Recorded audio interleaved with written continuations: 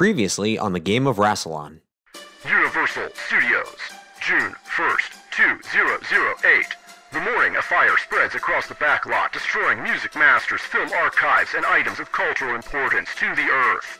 You must protect the hand, the box, and the chess set. Jonah pulls this gun, but he pulls it slightly too quickly and kind of fires without thinking, hoping he's going to hit something. And instead he blasts at the roof of a nearby building, and it immediately goes up in flames. You are in the courthouse courtyard, looking directly ahead at you at the clock tower. Travis, I don't know how you feel right now, but you are standing in front of the clock tower from Back to the Future, up by the clock face, another person with a vortex manipulator, and they seem to be prying off, like trying to pull physically off of the clock face, the minute hand from the clock. I'm gonna open the hatch that you said that I'm on the other side of, and I'm gonna go, Great Scott! With one of your hands on the minute hand and the other hand on the Sonic, you unfasten the minute hand. Alright, we should go to the King Kong stage first, because that's gonna be on fire before the vaults are. Scalpel's had its chance. Time for the hammer. Fire up the bulldozers.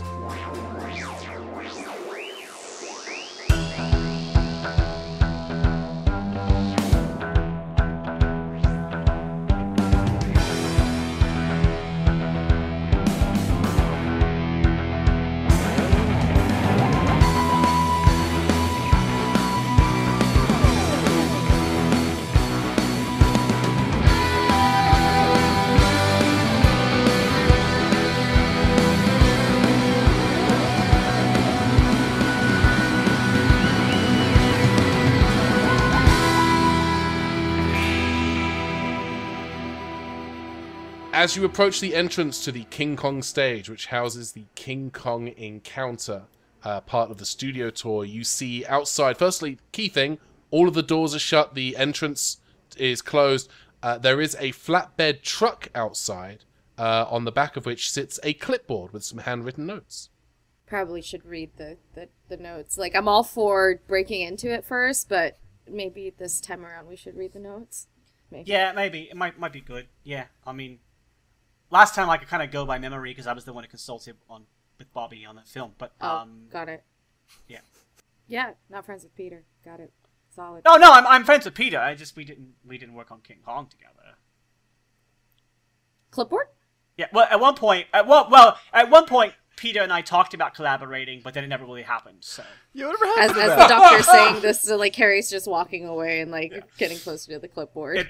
In real life, Katie, there was a while. It was like a rumor that Peter Jackson was going to direct an episode of Doctor Who, and it never actually happened. So that's funny. You set me up for a really fun meta. They did a video with Peter Capaldi and Peter Jackson. Everything was great. Yeah. That's hysterical. Carrie, you approach the clipboard, and you can see the handwritten notes on the clipboard. These are instructions to move some items from the prop vault, which, with your knowledge of the Universal backlot, you would know the prop vault was actually not anywhere near this area. It's kind of like half a mile east of the area that was affected by the fire. Far. Yeah. But the instructions on this documentation are only a day or two old, but several props were moved from the prop vault into secondary storage, which is hidden inside of the King Kong stage. Copy of that. So does anyone remember what besides a hand we were supposed to grab? Yeah, there was the box, and then there was chess set. Got it. So this is the box. Cool. We need a box. And if I remember this place correctly, it's got a little flat area where the tram's supposed to be in, with two little side areas that have those giant 360 screens.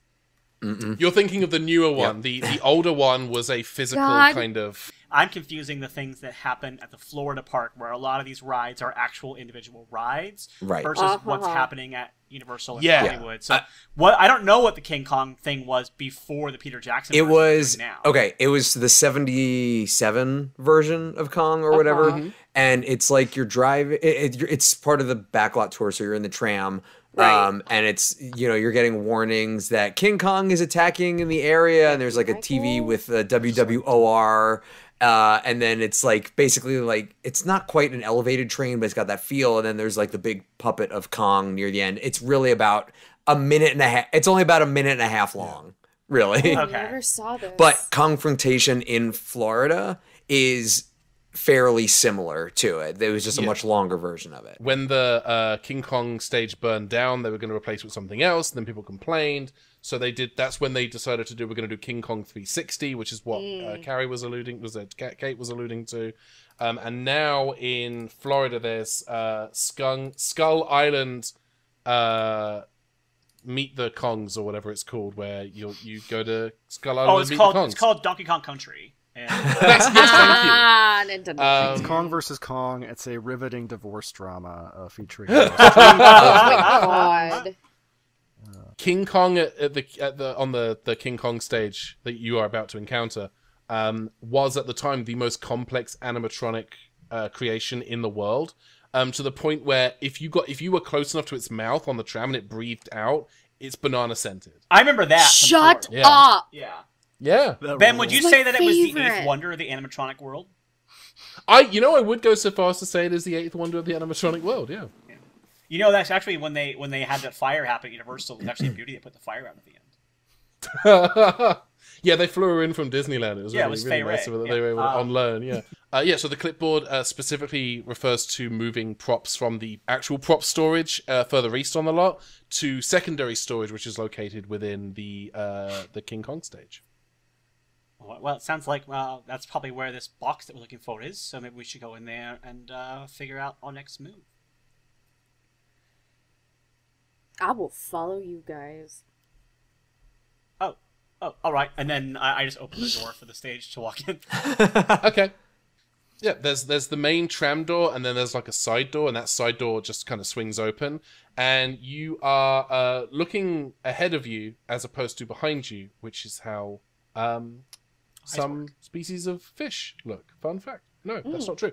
So the path before you is a bridge with apartment buildings running along either side, but none of this, of course, is real. The apartment buildings are facades, with the bridge in the middle being a pathway for the tram.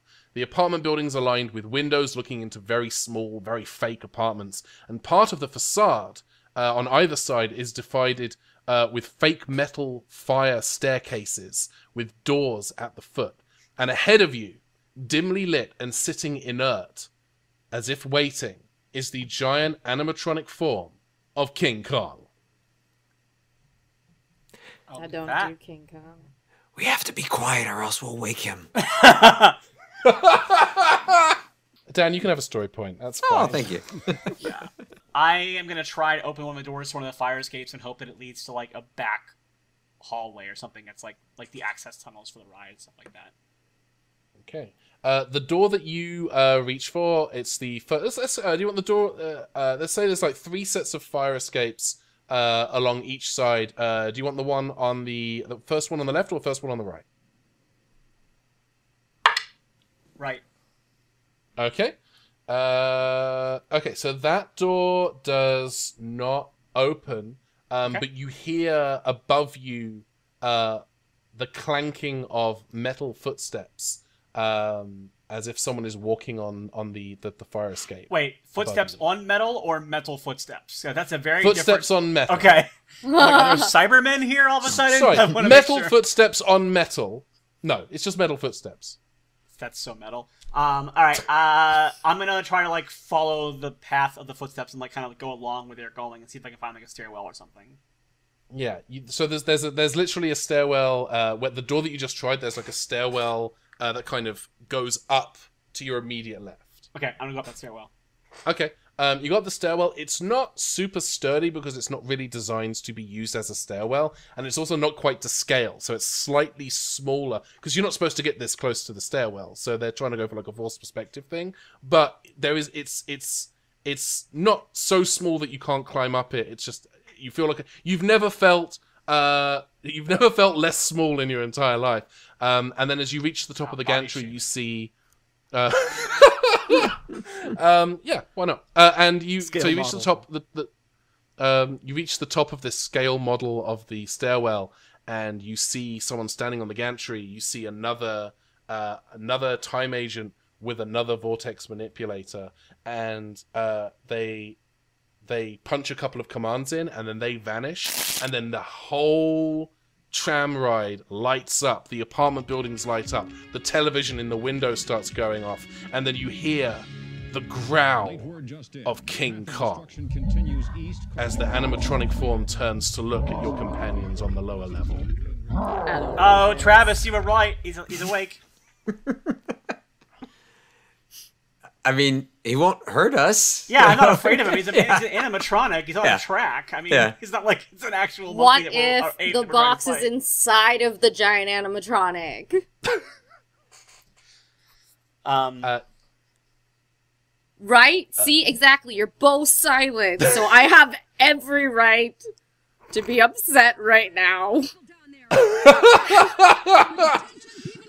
You hear that the news report is playing on the television. You can hear the woman in the helicopter, the actress in the helicopter playing the news reporter, talking about the tram that's on the lower level, and then you see this huge fake newscopter very slowly descend in a very safe manner into the wiring. But then there are sparks and there's fire, and it looks controlled, but given everything that's going on in the park right now, you can't be 100% certain. And then there is the smell of banana as the large King Kong animatronic, moving in a manner that you're pretty sure it was not designed to do, kind of twists around and lurches, pulling itself from the waist up, because that's all it has, towards Travis and Carrie. Yeah, don't need Laffy Taffy, banana, halitosis. Sometimes bananas are not good. Yeah, like now. Riley, you also can have a story point. Oh, nice. And you hear me, Travis! Yeah. Square it away! Alright. Yeah, I'm gonna fire the squareness gun at the door that the doctor couldn't open. Okay.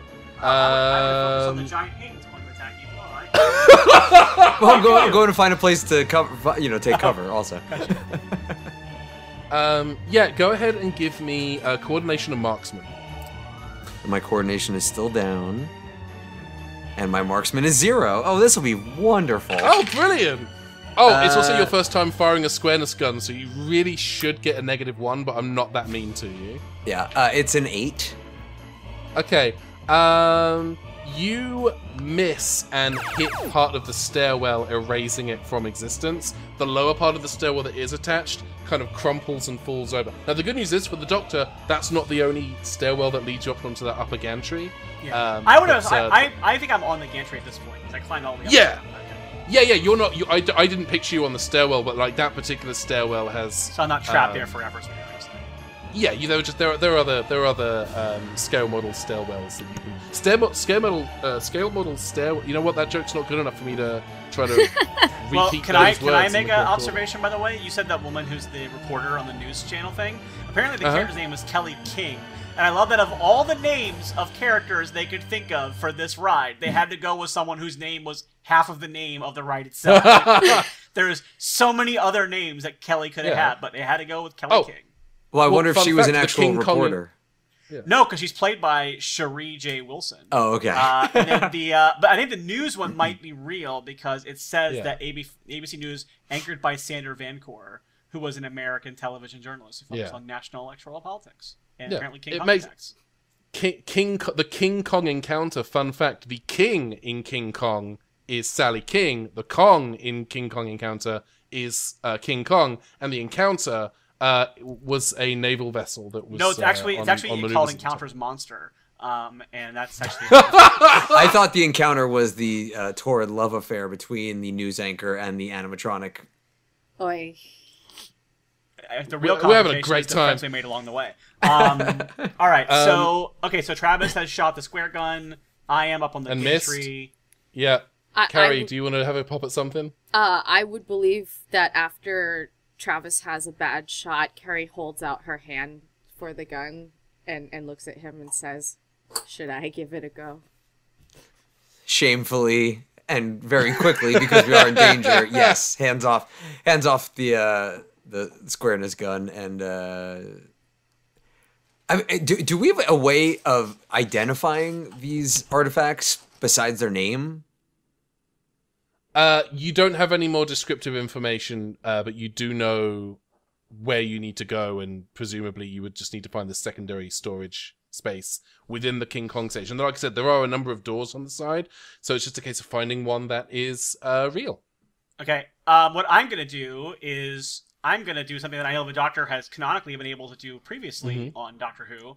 I'm going to regenerate. Yep, I'm done. For no reason. I'm actually feeling fine. My arm is healed, but I'm just done. I am going to recall that Vortex Manipulator and pull it back to where we are now. Interesting. All right. Do I want you to have a roll for that, or do I want you to do story points? I'll do story points. Yeah, I think I'm going to make this 3 story points. Okay, I'll take that. Yeah.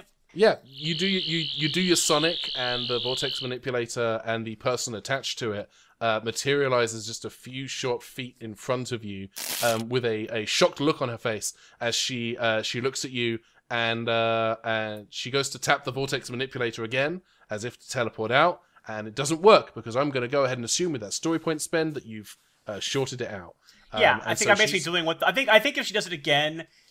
I think just because I spent story points and I get to control the narrative, I think for a second, I think she does do it. It goes away, and I just pull her back again. It's very much what happens in yes, what's that? What's that episode called? Boomtown. Yeah, Boomtown, where she like runs away, and then I just pull her back again, and I'm like, and I go, I could do this all day, but the building is on fire, so you may want to stop just for the heck of it. Oi, what's going on? What? Why, first of all, and what are you here for? Why are there so many of you here? And what? Just answer things.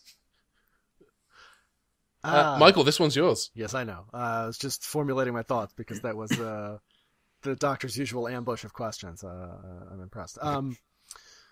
I think she's gonna slowly sit up and dust herself off. We're in the training scenario. This is the ultimate heist. So it's the final test for time agents. We're here to recover a series of items, but there are some that we're not supposed to touch, including the hand, the box, the chess set. But that makes them very valuable. So we decided to grab them. All right. Well, I am here as your evaluator, and I am first of all, I am deducting several points from you. And also, just obviously I know what the box and the chess set are, but I just want to make sure that everyone's on the same page. So I'm gonna ask you, and I'm gonna use my psychic paper to like hold my paper up, and identifying myself as someone who is involved with the whatever this instructional time agent company is, and I'm gonna go now. As part of your oral exam, I want you to tell me everything you know about the box and the chess set. I love this. I love everything you're doing. I am gonna have you do a roll for this. I'm gonna have you do presence and convince. I'm spending my psychic paper story point for that. That's right. That's why I was psychic paper. Well then, cool, awesome. Yeah, go for it. Yeah. Yeah. No, you're good. That's perfectly fine. Yeah, I have it. Might as well use it. So, pop quiz. Tell me everything you know about the chess set and the box, and why you made the monkey do its business. I'm Captain Jules Holloway. Yeah, I'm one of the time agents here. I thought a fun wrinkle on the old heist would be to hop inside King Kong and pilot it around like a deadly mecha, but you've absolutely ruined that plan for me. Thank you very much. Welcome. Are you also with the time agency? Yeah. I'm here to evaluate. Less questions, more snappy answers, okay? She's asking the questions here. Oh wow. Okay, you are very good evaluators. The box obviously is a sarcophagus downstairs in King Kong storage, and then the chess set. Well, I mean, once you get to the video vault, the chess set's going to be obvious. Like it's literally has it. No, I'm sorry. I'm not asking you what I know about the chess set. I'm asking you what you know about the chess set. So don't tell me what I'm going to find later. You tell me what you know about it. Oh, yeah. It's a box that says chess on it. It's in the video vault, and if you grab that box, it's full of an artifact. Is it a box set of a film version of the musical Chess, written by, of course, ABBA's Benny Andersson and Björn Ulvaeus? No, from my understanding, it's the I think that already was recovered mercifully, but the chess set is actually from Chess Records from the 50s. It's a priceless collection of actually the 70s, and I think, you know what, I'm a time agent. I don't know decades. It's like a priceless collection of music that was lost forever, and is considered a huge historical loss, but which means that you could make a huge amount of money off the vinyls. All right, yeah, you've made a pretty good argument. Okay, so you know your stuff. Now let me just see. Let me see your vortex manipulator here. There must be a defect in it of some sort. Let me just see that. Can I get a second presence to convince off that one? Yeah, I think I think this one definitely is going to be presence and convince. Okay, with voice of authority. Yeah, absolutely, voice of authority. And I'm going to give you, because I'm going to say the psychic paper is going to give you a +1 buff on this because you've already flashed it. Okay. And it looks pretty authentic. Okay. All right.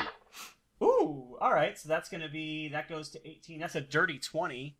Here you go. And Jules just manipulator. I'm actually going to make that a yes and. So do you have anything else that you want to give the doctor? Absolutely. Here's my social security number. Sorry. Here's my social security number and my entire wallet of credit cards. No. Here's the location of all my precious children. And, no, I think Jules is also going to pull out, Doctor, what you recognize is a stolen piece of Time Lord technology, a tracer, that can be programmed and used to search for certain items. Great. And Jules has already pre-programmed it to search for the box in the chess set. So it will be a directional little pointer for you. I'm going to give that to Travis, since Travis is my tech guy. And then I'm going to give the Vortex Manipulator to Carrie, because Travis already has one. And then I'm going to say to Jules here, I do think that one of the first lessons that you were probably taught at Time Agent Academy, never give your Vortex Manipulator to anybody. And so you failed that, so you're kind of stuck here now. So you may want to find a way to disable the ape. Thank you. Great. Let's go. And then you have a thought, Carrie. No, I was just gonna tell Jules that this is a surprise inspection, so zip the lip on that while they're working on King Kong. I think during this whole exchange, Travis has been like checking the doors, and then once the doctor like tosses him the tracer, presumably if we found the open door. The tracer starts beeping at you towards a door on the south-facing wall, which is to your left, and you go towards it. And this door, actually, big tell, it does have a fire exit, one of the green exit signs above the top, because you're legally required to do that. This door swings open easily and leads to a concrete stairwell that leads downstairs. Okay, well, I'm going to go into this creepy basement and look for a sarcophagus. By forever, possibly. Why are you going alone? Yeah, we're going to follow you. Yeah, Travis. Why are you so mean like that? As Carrie follows Travis and as the doctor, are you kind of running down one of those little fire exits, or are you going to do like a Batman leap? How do you want to do this? I'm just going to follow wherever Travis is going. Okay, but I mean, you're up there and he's down here. So, like, how did you want to get down? Did you want to? You're still Capaldi out of a window? Well, or? the way they've been role playing, I thought they came up with me. So I'm sorry. So, okay. No, you're good. Yeah. Yeah, I think I'll climb back down something. I'll look for something nearby to climb down on, and I'll do that. Yeah, here's what I'll say. I'll say that because you went up the first set of stairs, you're probably close enough to one of the support wires for that helicopter, and you're able to kind of slide down that. Oh, yeah, if I had that option, 100% is what I'm doing. Yeah, if I can swashbuckle my way down to the ground, I'm doing that. So. As you head to the door to follow Travis and Carrie, you remark on the sort of shocking realism of the fire effects on display in this attraction. I think I'm smart enough to know that the thing is on fire. I'm pretty sure. That's not like I'm not like wow. Yeah. What a strange coincidence that while the famous fire, the fire effects look real. I still have. Oh, I know. Yeah, I was doing a comedy. For comedic effect that I thought would be comedy. I know, and I was so that was the comedy of it. Yeah. And so you head down, and there is a mesh gate in front of you with a kind of a mesh door. It's metal mesh with a standard door handle on it. And inside of there, you can see all manner of different boxes, crates, objects, some things covered in canvas or blankets. But at the very back, you spy from the 1999 movie The Mummy, Imhotep's sarcophagus. And I think based on Kate's immediate reaction, I think Carrie immediately recognizes this. Where's Brendan Fraser? Where is Brendan? He was the king of 1999. Do you realize this? We had George of the Jungle, we had The Mummy, and we had Dudley Do-Right. We cut to this conversation in progress. Carrie's looking at the sarcophagus, just do you have any idea about Brendan? Absolutely. No, as much as this is yes, me. I understand the film was everyone's bisexual trigger. All right, let's this thing is gonna be too heavy for us to carry. Third thing. Anyway. Let's open it and see what's in it. Usually when they open it, there's a curse, though, Doc, so... I mean, I know it's just a prop, but the King Kong was cool with just his top half, Fine. so... Travis, give me the dot. Here you go.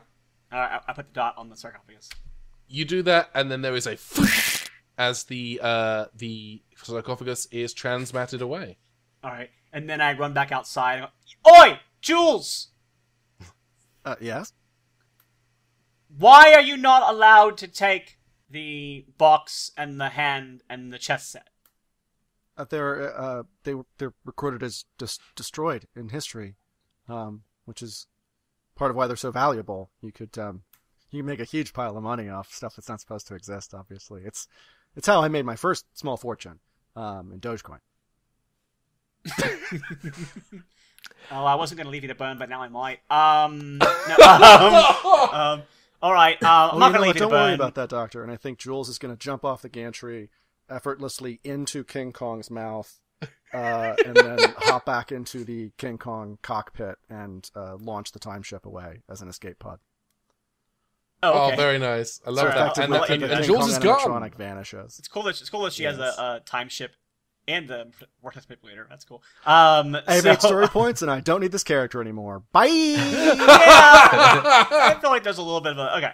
There are now heavy flames filling the King Kong stage, and it's clear that this is no longer part of the ride. If it wasn't clear before, it's definitely clear. Oh my god! Now. Wait, what? These aren't fake flames. These are the real flames. These are not controlled. These are just shocking. I know to learn, Riley. All right, Travis, Carrie, run! And then you go running. Wait, towards the door. what about the portal guns on our arms? Can't we just get into the vault that way? Why are we running? Oh, the vortex manipulator? I don't know what they're called, Travis! We don't really know where it is, so it's hard to just zap over there. You usually have to kind of know where you're going, at least to some degree. Well, we have the map, right? So can't we triangulate and use that? Do you wanna appear inside of a wall inside that map? No, we just know that there's a hallway, there's the prop hallway All in right, the vault. Look, let me show you. Have you been in this building before? Yeah, it was a long time ago. I was just dropping off coffee. But I think I have a good idea. And then I put my arm on Carrie, and then I go, Travis, over here. Okay. I will use my sonic to activate the vault to where Carrie's thinking about. All right. I'm not even going to have you do a roll. You do that. There is a as you dematerialize from within the King Kong stage, which is now melting. The facades are starting to warp and bend, and King Kong, what is left of the King Kong animatronic, which is mostly just hip at this point, is on fire. Yeah, we get it. King Kong is cool. I gotcha. Yeah. King Kong, not anymore. King Kong's hot. If you want to be very warm, completely honest. King Kong is very hot. King Kong's gonna beat up Godzilla. Yeah. So, you materialize inside the main hallway of the video vault. But something didn't quite go right with the transportation. With the transport, the Doctor, you can feel this. You've actually jumped forward about 20 minutes into the future, and as you materialize, oh no, we're back. You're 20 minutes into the future inside the video vault. You can see flames and embers starting to kind of ripple across gantries and hallways. But you can also hear a low rumble coming from outside. I am gonna move. I'm gonna look at Travis because Travis has that tracker device. Yeah, I hand it back to the doctor, and then I say, something about what that time agent said is not sitting with me right, and Travis is gonna take out his Game Boy, and I want to scan the transmat dot to see if I can see where and when the items are being transported to. Clever devil. Yeah, go ahead and give me ingenuity and technology, please. And can I get any of my tech adept or anything? Yeah, I'm definitely going to give you a +2 for tech adept, and I'll give you another +2 because of the tech level advantage. Okay, so that's 12 base. Dirty 20. I mean, I guess every 20 we roll in this game is a dirty 20 because there's no 20-sided die. But so 20 on that. Okay, so that's going to be a no but. The no but is you're not able to determine where they're being transported to, but you are able to determine that they're not just being transported in space. It's not a straight transmat. There is also a temporal component. Okay, I want to transfer the time signature to the vortex manipulator on my wrist. Ooh, very interesting. Okay, I think with that roll, I'm trying to think of the best way to do this. I think with that roll, you are able to transfer you're able to transfer the temporal data or the temporal coordinates, I should say, from the transmat dot to the vortex manipulator. Okay. I turn to the doctor and I say, I'm going to go check things out. And I hand her the transmat dot and I activate the vortex manipulator. Okay. Travis is gone. And we will come back to you shortly. And then the doctor goes, I was going to do that after I found the chess set. We could have done it as a team, but all right. He just had to be such a dude about it and jump the gun, Doc. Always leaving us ladies out of it. Most important thing, let's get us the chess sets, and then, all right. And then hold on to your manipulator because we're gonna need that in a moment. Because I hope he's not dead when we get to him, because that would make me really sad. And then I guess we follow the trail to the chess set. Yeah, so the tracer is beeping down the hallway to a metal door with a little keycard scanner, like you would need a universal staff badge to just tap it and open it. Mm-hmm. And the beeping is coming from that direction. Okay. Hey, Carrie? Do you still have that square gun? Mm-hmm, I sure do. Hold on. Just pull it out of my fanny pack. Aims. And she kind of looks at the doctor just to check in. Like this is right. And then the doctor looks at Carrie and looks at the gun and then looks at the door and looks at Carrie and looks at the gun and looks at the door. It doesn't say anything. And then I think she takes that and shoots, and then hopefully she shoots appropriately so that there is now a hole where a door was. Okay, yeah, give me coordination and marksman, please. Oh lord, coordination. Oh lord, what do we give for marksman? Buy me a squareness gun. Why is my marksman 0? Why did we decide that for Terry? Gave me a lock. I wish there was none. Oh, what the? Worked hard all my session to get to the end. We're about to get into some shenanigans because I rolled a 5. You rolled a 5? Yeah. I actually rolled a 3, and I had a bumper of 2, so we have a total of 5. All right, so this is a no and. This is the worst failure a person can experience, which I think could still be funny. So I'm just going to let it play out. Right. The gun shorts out in your hands, and it burns you. And as you shake your hand and drop it, when it lands on the ground, it kind of evaporates into sparks and flame. Busted hand and no gun. Great, cool. I would say, you're not going to take any damage in terms of your stats, but I think that. For the remainder of this adventure, any roll that you do with your dominant hand or any action that requires you to use a dominant hand, I'm gonna give you a -1 on that roll because you got a light burn mark on there. Yeah, I was just gonna say Carrie definitely reaches in for her first aid kit and a little bit of arnica and maybe a little bit of Neosporin and then a quick Star Wars Band-Aid on there. just before they continue. Yeah, I love that. So yeah, that's not going to be any kind of permanent damage, but you're smarting in your I guess your right hand. Yes, I would assume so. Right. So how do you... Okay, and then I just kick the door and see if it opens. Please tell me that works. Yeah, go ahead and give me strength and athletics. Okay. And that Doc, works... you can add Fonzie to this one. I do have percussive maintenance. Oh, actually, because of the tech in the door, we could swing. I'll give you percussive maintenance. Right, Why not? nice. Screw it. It's hilarious. If you do that, it's going to be strength and technology.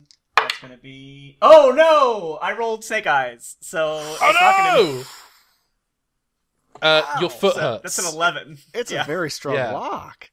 Your foot hurts, and the device, the ID card scanner, just kind of beeps like it's expecting a input. Like it detected that someone tried to open the door. It detected a normal human strength pull on the door, trying to pull the door open. Your kick was so ineffective. The system thought you were trying to pull the door open instead of pushing it. Great. Yes. All right. Carrie, you want to give that a shot? Go for that. Yeah, and she just checks in to make sure that you don't have an ID card or something like that, and you both figure out that you don't with all the pockets and things, and so she's like... Yeah. Actually, you know what? I want to make a resourceful pockets roll to see if I happen to have a Universal Studios ID card, because I am the doctor, and it would be hilarious if I had it. Not even for this adventure, I just randomly have it. Yeah, go ahead and roll. No, because I want to use the fun of the... If it doesn't work, then I'll let Kate roll it. But this is also very unlikely because I just rolled doubles the last roll. Yeah. So, no, I didn't. I rolled a 3 and a 1. You reach into your pocket to see if you have a Universal Staff badge, and you find a Warner Brothers Studio Store lanyard with no ID attached to it. Dang it! Oh, and I've got a Disney World wristband that's probably not even used in this era, so I'll put that back. All right. It's okay. Okay, hold on. Let me just fast pass though. If you want to go on Space Mountain later. Yeah, we'll do that later. But first door, I'm gonna just hold on. Put my hand back. Make sure that doesn't get in the way. I'm just imagining at this point the camera does that kind of 180 cut from behind you and the door, and it cuts to your faces and behind you, and it's just roaring volcanic flame.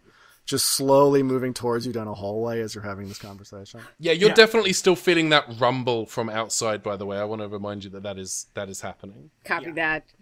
All right, well, let's hope I roll well. But yeah, okay. Carrie's going to kick down the door. In style. Okay, go ahead and give me coordination and athletics. Sorry, strength and athletics. Okay. Oh, we have 12 altogether. 12? Yes. 12 total? Okay. Yes, 12 total. So that's a no but. And you go to kick it, it doesn't do anything. The keypad does still beep, and I will come back to the but because we're gonna switch back over for a moment to Travis. Travis, you rematerialize. There are a couple of seconds there where you feel physically sick, like you're not sure if you are going to rematerialize. There's like a 2-second period where it feels like you might not come back together. It feels like you might cease to be. And then it feels like a punch to the gut you don't currently have. And then you are standing in a very dimly lit room. The room is about 25 foot in diameter, and it's kind of a large, clean and empty space, with 3 pedestals. And on 2 of the pedestals are already items. One is the minute hand from the courthouse clock tower. One is the mummy sarcophagus from the 1999 motion picture, The Mummy. And there is a third space, kind of elevated, a little higher than the other items because the other items are fairly large.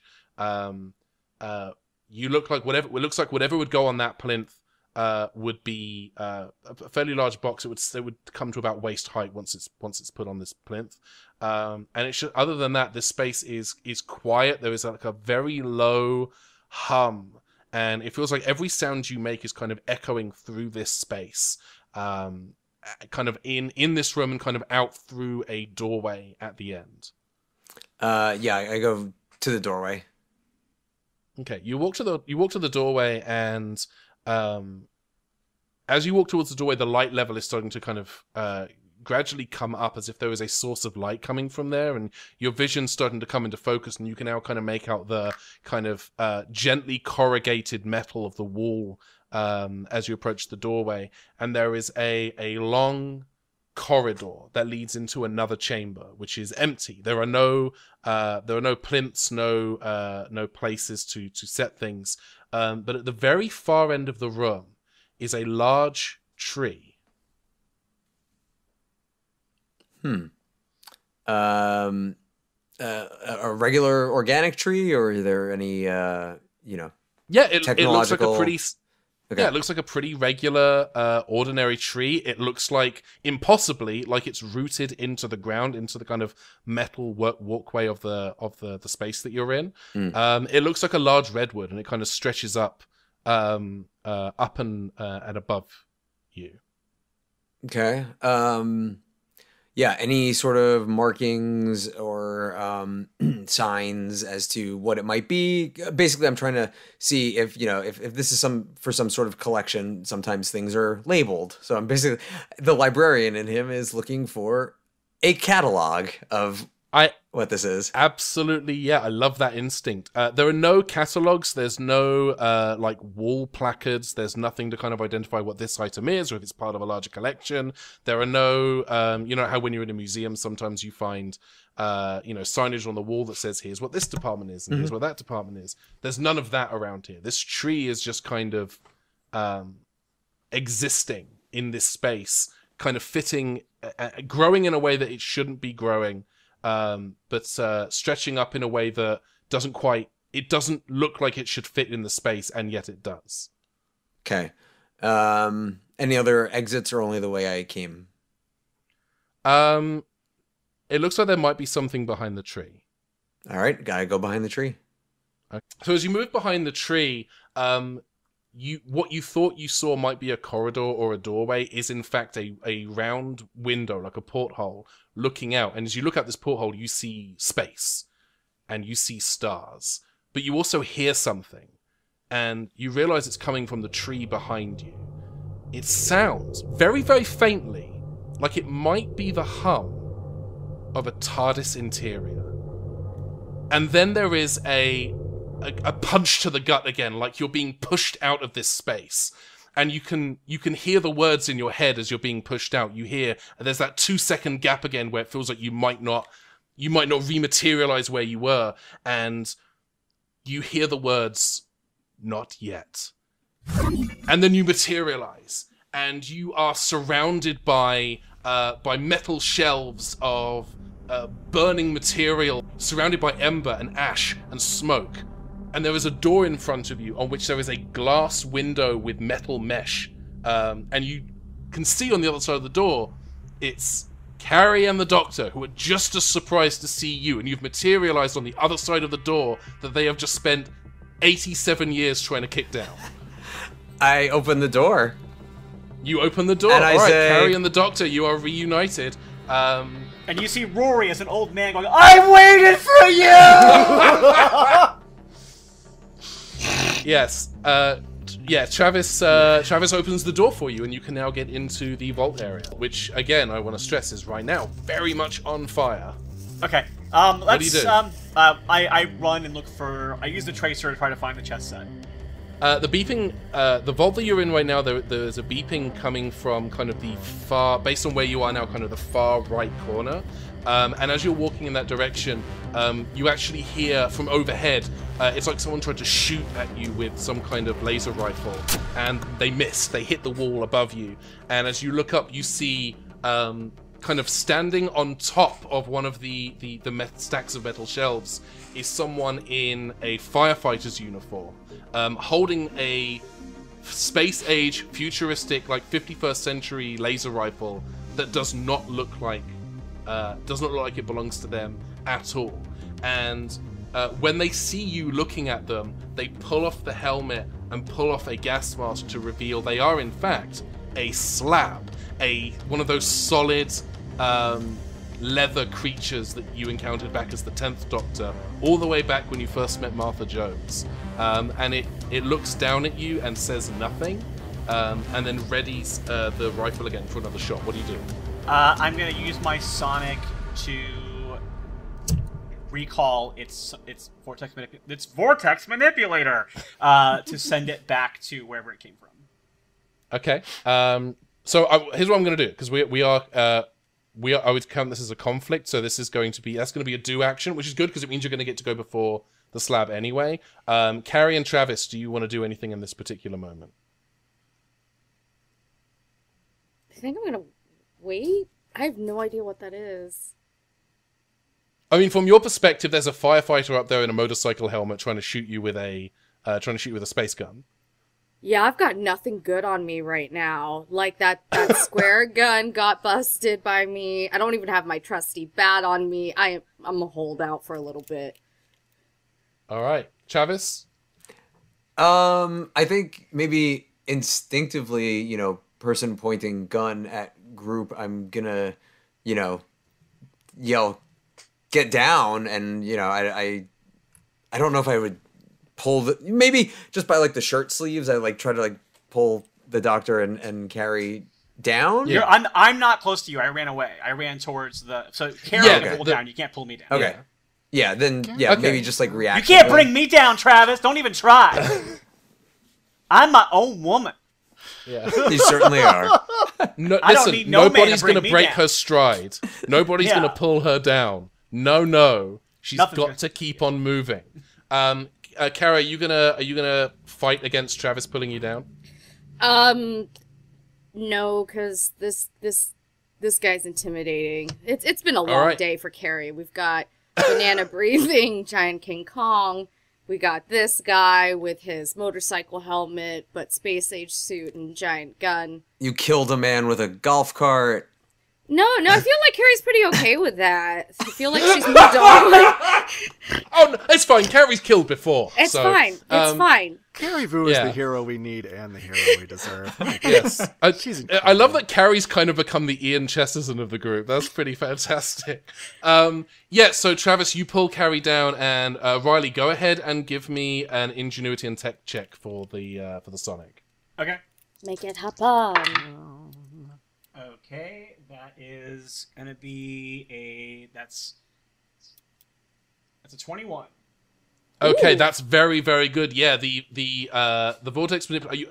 Remind me what you were trying to do with the vortex manipulator. Basically, the opposite of what I did to Jules, where I pulled Jules back using the manipulator. Now I'm actually using it to recall it back to wherever it came from. So I'm basically eliminating the threat without killing it. Okay, cool. Yeah, so with that roll, you activate the vortex manipulator, and it pings the slab away, and they are gone. But smoke is now starting to fill this room. The tracer is beeping towards a location in, like I said, the far right corner of the vault that you're in right now. Okay, I'm running towards it. Okay, you run towards it, moving through the smoke and avoiding flame. And as you approach this box, and you can see it, it's a large case, metal-lined, that looks like it contains master tapes for the complete Chess Records discography. And then that rumbling starts up again, and the wall to your left is pushed down by a large bulldozer. And sitting in the driver's seat of the bulldozer is a man in a firefighter's helmet with a triangular-shaped body, wearing aviator shades, and he looks down at you. And he screams, "Stop! Stop!" I pick up the box, and I run through the hole that's been knocked through the wall we've created, and I start running with it. You'll walk past him. You'll run past him. He's driving a bulldozer. I don't think you get proper opportunities. We're sitting in the cockpit of something. I mean, that is true. He is going to try to jump out of the bulldozer and stop you. So I think what we're going to have to do is we're going to roll against each other. I would like you to do athletics and strength because you're carrying this big case. Okay. And I'm going to have him do athletics and coordination, which he whiffs. Whoa! Snake eyes. So that's going to be 13. Yeah, you do that. I rolled 14. a 9. 14. So 14. yeah, you're straight up in yes territory. You're able to dash past him with the case before he's able to get out of the bulldozer and I'm get going to down spend to a your story level. point to yes and that. Oh, brilliant. And my yes and is going to be that he actually gets caught in the seatbelt of the thing and actually like falls a little bit on top of not only to just give me a little bit more of an edge getting away from him. Yeah. Woo! Yeah, he kind of missed the beans out of the side of this bulldozer, having gotten tangled in the seatbelt. He's not used to 21st century seatbelts, and kind of trips over his own butt trying to get out of this thing, and kind of lands on the ground, kind of face plants into the rubble and the metal debris and the brickwork that he's just smashed through the wall into the exterior. And you kind of run out into the back lot now, where you can see strings of fire trucks trying to spray water. You can see that there's a hose running down to one of the lakes that's trying to pump water out of there to try to generate some kind of water pressure. And they're also trying to spray foam in, but the flames, it's so hot outside. There are bright burning orange flames that you can see now part of the clock tower. There's smoke as they're trying to put that out. The King Kong stage, which is southwest of your current location, is just burning. It is gone. There are bulldozers already there that have kind of torn that structure down in that 20-minute gap that you lost when you traveled into the vault. And the firefighters are trying, it looks like they've given up on traditional firefighting techniques in this situation. They're not just trying to put the fire out anymore. They are demolishing the building and its contents, because that is the only way now that they can put out this fire. And there are other bulldozers. There are a couple more bulldozers poised to plow into this building from other sides. And Travis and Carrie, what are you doing in this particular moment? You've seen the doctor get out with the chess records, the chess set, and the gentleman in the aviator shades is kind of trying to push themselves up off of the ground after falling pretty hard onto some brickwork. What do you do? Hoof it after the doctor, probably. Yeah, I don't really see any other option. Yeah, if you're trying to quote the philosopher Didactyles, hoof it out of the building. If you could give me coordination and athletics, please. Coordination and athletics. Okay. I got a 15. I got a 10. Oh, all Travis. Right. And I got Travis, no. to move my feet to the beat. That is okay. Carrie, you are able to move past. Travis, the gentle person in the aviator shades, is able to. He grabs you by the leg, by the heel, just above the foot, like Clara grabbing the young first doctor from under the bed, and kind of pulls you. And you are stopped in your tracks, and you kind of lose your footing a little bit and stumble. I'm not going to give you any injury or any damage there, but he's got you now. He's holding onto your leg, and he gets up and looks at you with one cracked lens in the aviator shade and the other just missing. It's just the frame, revealing a green eye. And he looks at you and he says, "I said, stop!" And he comes in to punch you. What do you do? I attempt to block. I mean, I'm on the ground. There's nothing I really can do. All right, give me... I mean, that's going to be fighting and strength. Travis is having flashbacks to high school. 11. Okay, so he rolled an 18. So that puts you in bad territory. That is no. And you are going to take damage. How much damage do you take in this situation? Where is my damage chart? You are going to take 2 hits to your strength.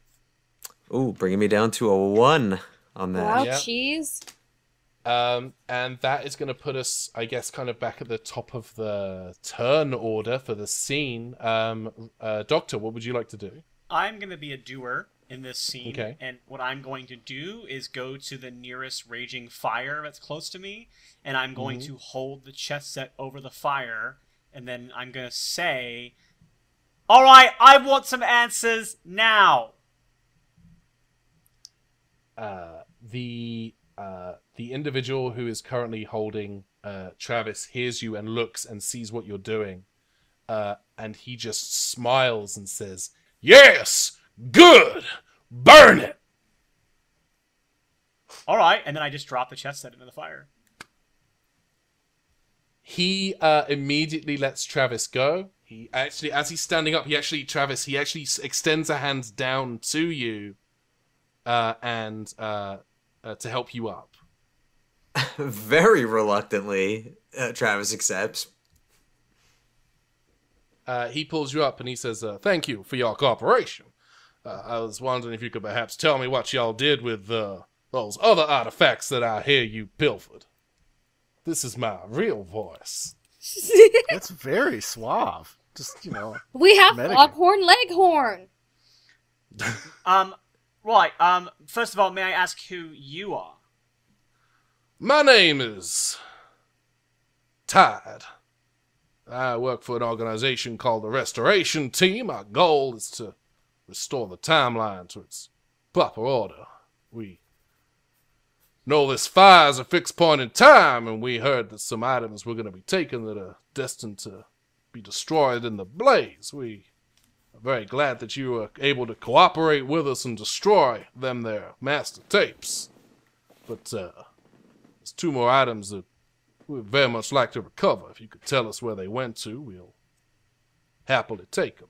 All right, I'm going to need some sort of identification and something that like verifies that identification. And let's do that, because look, I've met a lot of people who seem to be in charge of different points in time and going to places and setting things right. And there's a lot of you, and it confuses things. And I'm a little tired of it today. I'm the Doctor. Let's just get out of the way. If you've heard of me, I'm sure you have. I'm the Doctor. And this is Travis. This is Carrie.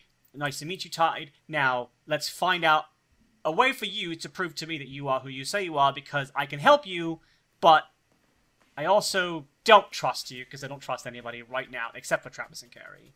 Well, I mean, that makes a certain degree of sense. We've been keeping an eye on this situation. This is kind of a hot spot for rogue time agents who come in and try to steal these master tapes. Hot spot? Is that supposed to be a pun? I wasn't aiming for a pun, but now you caught attention to it, I can't think of anything else. But our goal is to make sure that the fire spreads as it's supposed to, that the property that gets damaged, that there's no loss of human life, and yeah, that's been a failure. Wait, someone died today? Just time agents, not. Not real people. Oh, well, we are people. That seems offensive. Well, I meant they're not like from this era. Damn. And to be fair, you did just punch me. So, I mean, how set are you on, not harming people? Well, we weren't planning on killing you. I was just going to incapacitate you a little bit. We was never going to leave you in the fire. The goal was just to make sure that the items you were trying to take didn't get took. There's other items, of course. There's certain items that we are historically supposed to allow to get taken. They get sold on the black market in the future, but these 3 items in particular are of significance to the timeline, and they have to be destroyed. Right. So why exactly is the minute hand from the courthouse significant to the timeline? Well, history records it was destroyed. If it's not destroyed, who knows what could happen to time? You move a little thing here and a little thing there, and suddenly one of your ancestors don't exist no more, and that's not what we're... Oh, no, I mess with time all the time, and it seems fine. I was going to say that... No consequences. Well, I would say that, history would, of course, record something as destroyed if it disappeared right before it would have been destroyed. That no one... So there's a whole chicken and egg argument here. Yeah, I'm a living example of that. Well, listen, all I gotta say is that we got our master orders to come here and protect this particular... Did you say master? Zone. Oh, sorry. Yeah. Sorry. Dumb Riley joke, sorry. Sorry, continue. We got our orders. No, you're good. We got our orders to come here and let me just pull these up for a second. And he pulls up a PDA and he goes, "Well, hang on now.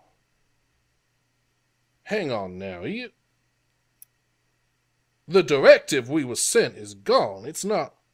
And he starts like swiping through his device, and he taps a button. A holographic display comes up, and you see like basically like a blank browser window. And he says, "We was given explicit orders to protect certain items and try to stop anyone who might be trying to steal these 3 items." And well, I'll be damned if these orders are gone. They're not. It looks like there's no record of them on our system. Fishy. So it seems like you're operating without a warrant, then. Well, yeah, this definitely puts us in a bit of a pickle here. Hang on just 1 second. And as he says hang on and raises his finger, the building behind you collapses, and you all turn to look at this collapsing building. And then as you do so, you hear a noise. And when you turn to look back at Tide, he says, "I gotta get out of here. See ya!" And he vanishes. There's a and he's gone. And some of the other firefighters disappear, and it's like none of the other firefighters notice that they're going. They're just working hard to put out the fire. You feel an energy begin to build around you, and Travis, it's very similar to that feeling you felt when you were being transported with the vortex manipulators. That feeling in your gut, like you're being kicked. And there's a couple of seconds again where it feels like you are everywhere and nowhere at once, and you can't. It's terrifying. Like you cannot say for certain whether you are going to arrive in a space as a person, as a fully formed person. What's going to happen when you get there? And then you materialize again in that metal chamber that Travis was in just a moment ago. Except the door at the end is closed. You're in a circular room about 30 foot in diameter. And the material, the 3 platforms, the 3 plinths, one of the, where previously there was the hand, and the mummy sarcophagus, instead there is just ash. And the staticky holographic image of the recruiter crackles into life in front of you. The figure's face is still indiscernible, but from the tone of their voice, you have to imagine that they're smiling. Well, damn, you figured it out. Won the game. Except you never considered the game's master. Oh, shh, save your breath. This is just a recording. I'm a little busy moving the pieces around the board. Like, for example, a TARDIS filled with pop culture fanatics. Of course, I had to entice you. Irreplaceable items, including one that was actually destined to survive the fire. But now, of course, history records it destroyed. Which means in just a few years' time, a humble prop maker will have to race to work to make a replacement. Such a shame about all that rain. Now that took some doing. It may surprise you to learn that one of the prop maker's descendants, well, you'll see. And yes, I could easily have just killed the prop maker, but it's so much more enjoyable to make you do it. You seem to be so good at killing the things someone else loves. I want you to remember what happened here. The next time your little box touches down in the middle of a crisis, the next time someone cries out to you for help, remember this. I got this close to you, and I was able to make you do exactly what I wanted you to do, for fun. Just imagine what I'll do next time. Until then, Doctor.